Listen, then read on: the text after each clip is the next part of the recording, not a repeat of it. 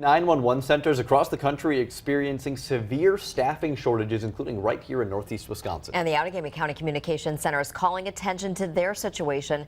Emily Roberts live this morning outside the sheriff's office, and you're hearing from people working in that communications center. Tammy Emerson, dispatchers are the lifeline between first responders and our community, and they say they're looking for more help. The director of communications says they should have about 31 dispatchers, and there are 22 right now, including 4 workers in training. The director says dispatchers in the county communicate with more than 60 police, fire, and EMS agencies to help people in our area. Outagamie County Communications Center workers are trying to attract more applicants to get their numbers up through initiatives like a social media campaign.